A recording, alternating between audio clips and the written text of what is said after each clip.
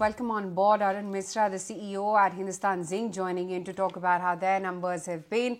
Arun, your Q1 has clearly been a strong quarter aided by higher realization, lower cost of production.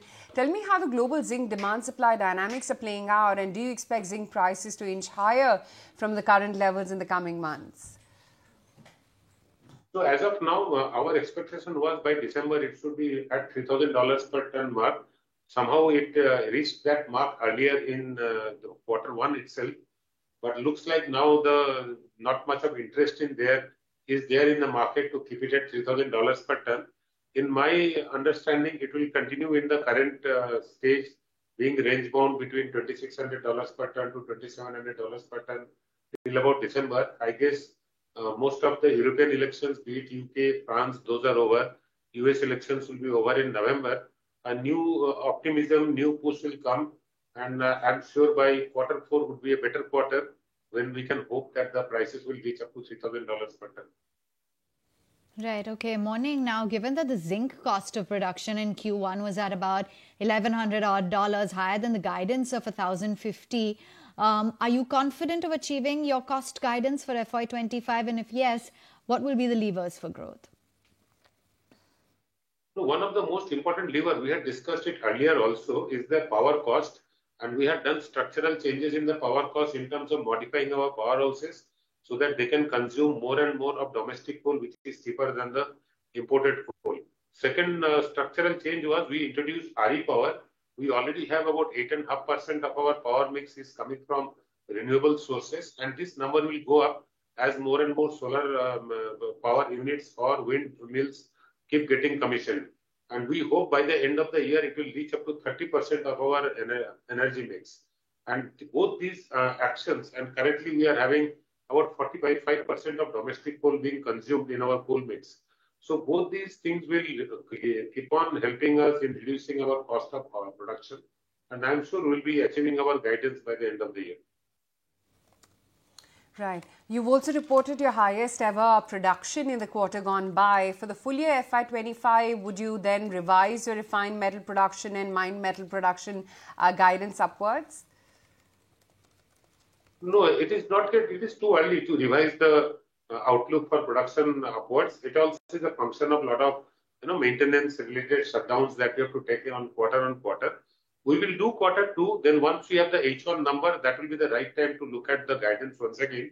And if the need be for a revision, it will be done. Otherwise, we would like to achieve our guidance first, and that's the first focus.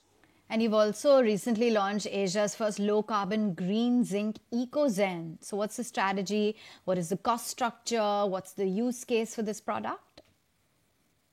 EcoZen, we are producing 100% with renewable power only.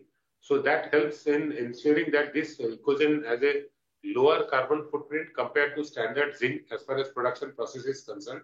As of now, it has about 75% less carbon footprint compared to standard zinc that we produce through thermal power. And this will help in customers who are into galvanizing steel and sending galvanized steel to Europe, or car makers who use galvanized steel and export the car. For both of them, it would mean on landing at Europe, they will be able to report lesser CO2 carbon footprint for the product that they are bringing into Europe. As far as steel is concerned, our product will help them reduce about 400 grams of carbon equivalent for every ton of steel that they produce if they galvanize with EcoZen. So that's the value proposition we have. And I'm sure once we start producing from our line on a scale, currently we are looking at producing 60,000 ton per annum kind of a capacity with 8.5% renewable energy mix. So the more we produce, I'm sure there's a huge demand from steel makers who are into either exporting galvanized steel or supplying galvanized steel to automakers who in turn export cars to Europe. Right. And what are your initial thoughts about the recent Supreme Court order on the power of states to levy royalty on mining, which could mean, and rather what could it mean really for Hindustan Zinc in terms of a financial impact? No, it's not. The state government is empowered to levy royalty on mining. It has defined that royalty is not a tax, and state government is free to impose any tax on mining related or land related matters. So as far as royalty is concerned, there is GST on royalty, which is tax on royalty, which we are already paying. So it does not affect us in any case, whether it is state or central government thinks of levying a tax on GST, a tax on royalty unless the rates go up. In Rajasthan, government had a tax on land tax. That there were certain demands which we have already cleared, so we don't have any impact on there. If the states put some more new taxes and Supreme Court decides that new taxes will be applicable on a retrospective effect, then we would know whenever it happens.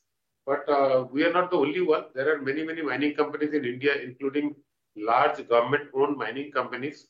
So I'm sure both governments, center and state, will take decisions in a very matured manner, not to jeopardize economic activity, which is the most urgent need for the entire country right now. And what about, if this were to be applied retrospectively, can you sort of quantify that contingent liability for us? We don't have much. We don't have much on contingent liability on us, whether it is on tax on land or any other issue. We don't have much. Right. And what is the update then on the demerger? Has the government accorded its approval? No, so there are discussions going on between management, Vedanta, and both Government of India. We'll have to wait. Once the discussions are over, we'll come to know what is the output. And how soon can we expect that demerger then to go through?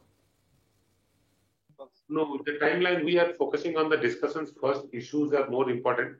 Timeline is just a corollary. Whenever the discussions are over, we'll know the time. Right. Okay. Good to have you on the show. Thank you so much for highlighting how your earnings actually have been.